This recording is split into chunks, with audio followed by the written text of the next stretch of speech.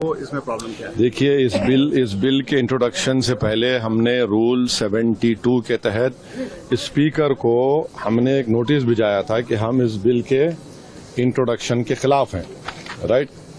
और हमारा मानना यह है कि ये जो बिल है आर्टिकल 14, 15 और 25 का उसके प्रिंसिपल्स का वायलेशन करता है।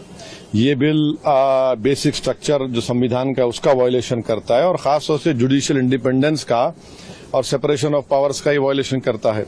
अब इसमें सबसे अहम बात यह है कि जो वक्फ बाय यूजर का सेक्शन 3RI है, उसको ये कह रहे हैं कि वक्फ बाय यूजर को हम निकाल देंगे। कैसा निकालेंगे, क्यों निकालेंगे? आप इसलिए निकालेंगे ताकि आप जितने मस्जिदों पर RSS का दावा है वो छीनना चाह रहे हैं, आप जितने दरगाहों पर राइट विंग हिंदुत्व ऑर्गेनाइजेशन का दावा है, जैसा अपने मुंबई में हाजी मलंग की दरगाह है, छीनना चाह रहे।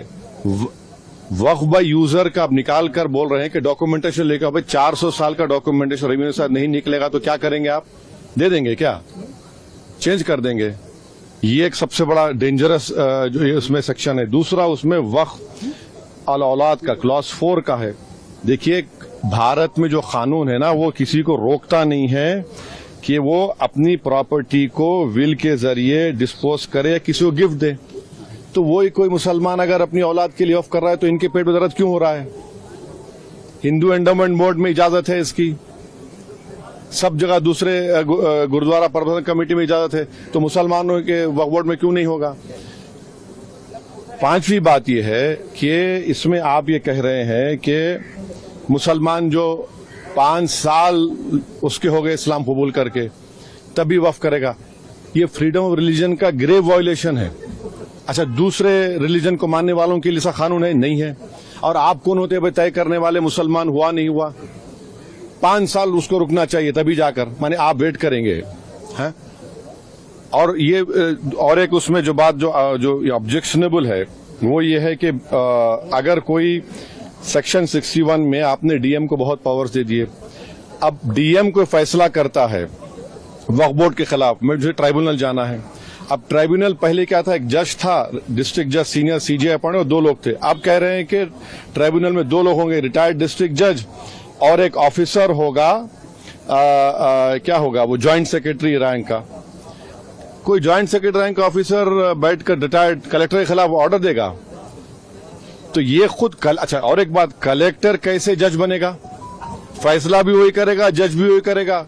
ये प्रिंसिपल नेशनल जस्टिस के खिलाफ है। तो इसमें कई सेक्शंस हैं जो खतरनाक है, कई जो वक्फ बोर्ड के फेवर में नहीं है, वक्फ को खत्म करना चाहते हैं। तो सरकार की दलील ये है कि सब दलील झूठी है जो कि वक्फ बोर्ड एक वो जो बोल रहे हैं ना, वो गांव डिक्लेयर कौन किया? वो बताएं देश को। वो गांव डिक्लेयर अगर हुआ है तो वक्फ बोर्ड पे नहीं बोलने पे नहीं हुआ है। इसलिए हुआ है कि सर्वे कमिश्नर की रिपोर्ट आई, उसके बाद गजीट इशू हुआ, और गजीट के लिए 1 साल का टाइम मुसलमानों के लिए, नॉन मुस्लिम के लिए कभी भी टाइम है। आप उसको ऑब्जेक्ट करिए ना। हैदराबाद में भी ऐसे के प्रॉपर्टीज थे जिनको गजीट के बाद भी कोर्ट ने ओवररूल किया। आप मिसालें दे रहे हैं। ये सुनेरी बाग की मस्जिद का अगर डॉक्यूमेंटेशन लाओ, कहां से लाएंगे बताइए? मेरे पास तो मंत्र शंतर नहीं है कि 200 साल पुराने के मरने वालों की रूहों को बुलाकर मंत्री जी के पास ले जाऊं कि देखो ये रूह है और ये कह रही कि वक्फ है। ये क्या बात कर रहे हैं? तो ये लेजिस्लेशन नहीं है वक्फ को बुलडोज करके खत्म करने का, मुसलमान इजाजत खुद लूटने का है। JPC को गया है, आप लोग विरोध कर रहे थे, आपको लगता है कि JPC से ये अब अभी इतना जल्दी बोलना गलत होगा। JPC